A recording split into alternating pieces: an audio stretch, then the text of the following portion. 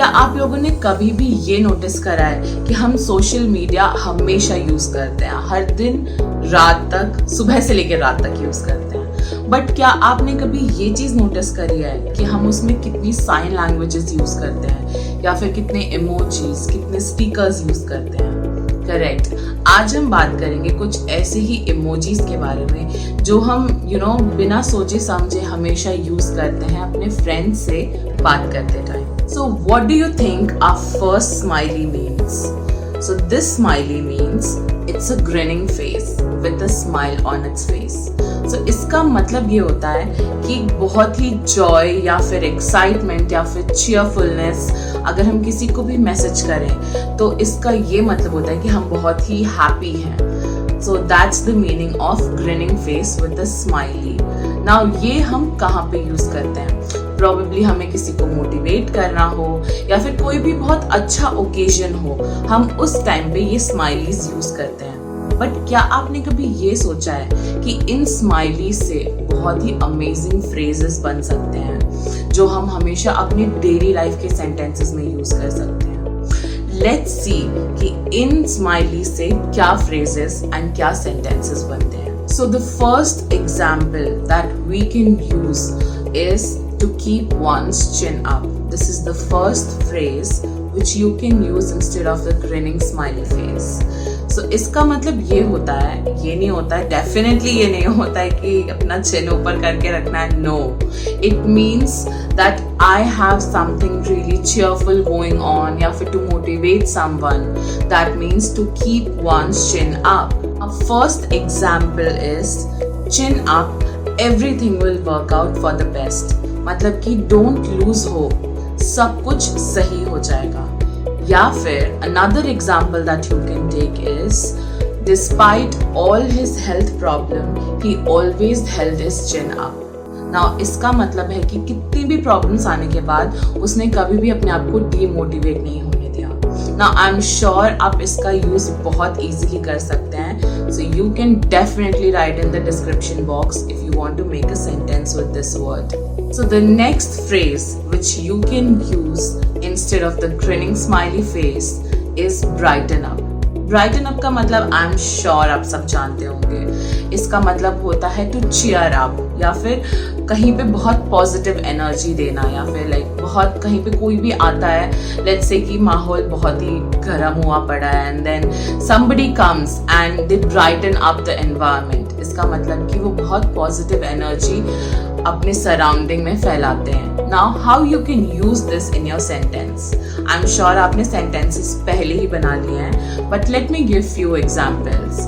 Now the first example is whenever I'm sad, my sister always brightens up my mood. इसका मतलब है जब भी मैं सैड होती हूँ मेरी बहन कुछ ना कुछ करके मेरा मूड बहुत ही अच्छा बना देती है.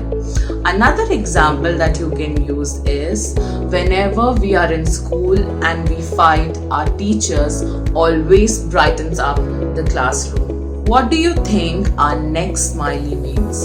I know this looks really funny. So it means sweaty smiley. That smiley.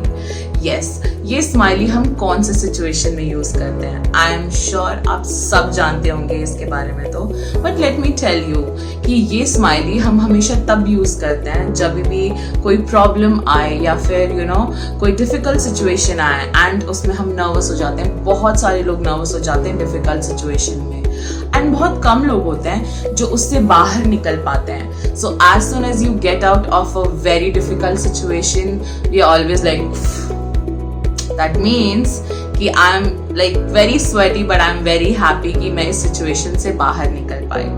So the first example that I can use in this situation sign of relief. That's the first word.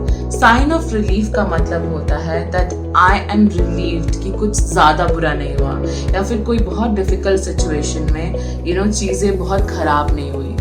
For example, the students gave a sigh of relief when the exams were over. या फिर the old lady smiled with a sigh of relief. Another example which we can use for this situation is ease up. Ease up का मतलब होता है कि relaxed रहना. no matter how bad the situation is, you should stay relaxed. For example, you should ease up on your child and not scold her all the time. मतलब कि आपको कितना भी आपके बच्चे परेशान करें, you have to ease up, you have to relax, you have to be relaxed, ताकि आप ज़्यादा गुस्से में कुछ गलत काम ना करें. Or you can say, ease up. You don't have to be angry all the time. See, I'm using such small words, easy words, and बहुत easily आप इसको अपने sentences में use कर सकते हैं. And I'm sure ये words आप जानते भी होंगे and सुना भी होगा, but we don't use it all the time. And that's the reason I'm giving very easy examples so that ये words आपके दिमाग में comfortably बैठ जाएं and आप इसको बहुत easily use कर सकें. Now, what do you think our next smiley means? I am sure आप इस smiley को देखकर ही बता सकते हैं कि this is something related to laughing. Absolutely right. Rolling out laughing या फिर laughing out loud. That means कि कोई भी ऐसी situation जिसमें हम अपनी हंसी कंट्रोल ना कर पाए. And I'm sure ऐसे बहुत सारी situations होती हैं जब हम अपनी हंसी कंट्रोल नहीं कर पाते. And कोई कितना भी बुरा माने या फिर बहुत बार ऐसे होता है कि लेट्स से आप और आपके फ्रेंड्स कहीं जा रहे हैं एंड आपका फ्रेंड कहीं गिर जाए and out of nowhere you start laughing and आप चुप ही नहीं हो पाते. That means you are laughing out loud या फिर you are laughing endlessly. So that's the word we can use in this situation. Now what are the phrases we can use for this emoji? So the first example of rolling on the floor laughing is the word burst out laugh. Now burst out laugh का मतलब होता है कि कोई भी ऐसी situation जिसमें मैं अपनी हंसी कंट्रोल ना कर पाऊँ. For example, as soon as I walked into the classroom, everyone burst out laughing. मतलब मुझे पता नहीं क्या हुआ लेकिन मेरे क्लासरूम में एंटर करते ही सब लोग जोर जोर से हंसने लग गए. Next word is rolling in the aisles. Now इसका मतलब ये होता है कि बहुत ही हंसी को अपने कंट्रोल ना कर पाना या फिर लाफिंग अनकंट्रोलेबली. नाउ ऐसा कौन से सिचुएशंस में होता है? I will give you one example. That was a great movie. We were rolling in the aisles as it was very funny. जब भी हम किसी मूवी थिएटर्स में होते हैं and we can not stop laughing, that is where you can use the word rolling in the aisles. Now do you see our next smiley? Yes, it's a zipper mouth face. Now इसका मतलब क्या होता है? इसका मतलब I'm sure आप सब जानते हैं to keep a secret. Now for example, मैं और मेरी friend WhatsApp पे कुछ बात कर रहे हैं and she tells me a secret and she send me this emoji. That means I have to tell no one about it. मैं किसी को भी वो सीक्रेट नहीं बता सकती. या फिर अगर मैं उसे ये स्माइली भेजूं, इट विल मीन कि मैं ये सीक्रेट किसी को नहीं बताऊंगी. Now the first example we can use in this situation is keep it under your hat. टोपी वाला hat definitely नहीं है ये. So keep it under your hat का मतलब होता है to keep some secret. For example, I will tell you what happened if you keep it under your hat.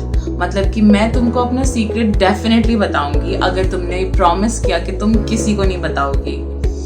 या फिर my sister failed in her exam and of course I had to keep it under the hat. मतलब कि वो exam में fail हो गई and definitely मैं घर पे बता तो सकती नहीं हूँ, तो मुझे वो बात सीक्रेट रखनी पड़ी. Another example that I can use in this situation is lips are sealed. Now इसका मतलब बहुत ही क्लियर है. आई एम श्योर आप सब उसे अपने सेंटेंसेस में यूज कर सकते हैं. For example, let me give you an example. My lips are sealed, you can tell me anything. या फिर she told me her secret but my lips are sealed, I can not tell it to you. मतलब कि उसने मुझे अपना secret तो बता दिया है एंड तुम मेरी बेस्ट फ्रेंड हो लेकिन तब भी मैं नहीं बता सकती तुम्हें. So this is our last emoji. And I'm sure कि इमोजी देख के कोई भी हंसने लग जाएगा. This is such a sad emoji. It means pleading face. Like इस इमोजी को हम pleading face भी कह सकते हैं. नाउ प्लीडिंग फेस का मतलब क्या होता है? लेट्स से मैं बहुत ही गिल्टी हूँ किसी बात को लेके, या फिर मैंने कोई रिक्वेस्ट करी है, या फिर कोई भी ऐसी चीज जो मैं चाहती हूँ कि हो जाए एंड नहीं होती है, then we make this face. We always make such faces कि एकदम छोटे पपी के जैसे, या फिर बहुत ही क्यूट सा फेस बना लेना रोने जैसा, ताकि हमारा काम हो जाए। So that is what a pleading face is. Now ये इमोजी हम कौन से सिचुएशंस में यूज कर सकते हैं? बहुत सारे सिचुएशंस में, बिकॉज अगर हम ये इमोजी नहीं भी यूज करना चाहें, then also we use it purposely so that लोग हमारी बात बहुत इजीली मान जाए। Let me give you an example. For example, अगर मेरे मैसेजेस का कोई रिप्लाई नहीं करता या मेरे कॉल्स का कोई रिप्लाई नहीं करता है, then I will always use this emoji and I can use this word please reply. Now इस वर्ड का मतलब कि कोई भी अगर रिप्लाई ना करे, and then you can simply से please reply and use this emoji. इसको सेंटेंस में कैसे यूज करेंगे? आई कैन सिंपली से प्लीज डोंट बी एंग्री, या फिर I don't know why you are ignoring me but please reply, and then I will use this emoji. ऐसा कई बार होता है कि हमारे फ्रेंड्स बहुत दूर होते हैं एंड अगर हम उनसे बात करना बंद कर दें तो उनसे कांटेक्ट एकदम कट ऑफ हो जाता है, and then we can use the term hope to hear from you. और ये इमोजी, उससे ये होता है कि उनको भी ये लगेगा okay that she wants to talk to me, या फिर ये अभी भी मुझे अपना फ्रेंड मानती है। So this word I can either use it like that, मैं सिंपली इसे ऐसे यूज कर सकती हूँ hope to hear from you, and अगर मुझे सेंटेंस में यूज करना है then I can simply say I really miss you and I hope to hear from you, and उसके साथ ये इमोजी यूज कर सकते हैं। I think that's all for today. And अगर आपके पास भी कोई बहुत interesting emojis के नाम है, you can definitely write them in the description box and you can make a sentence too. Bye everyone.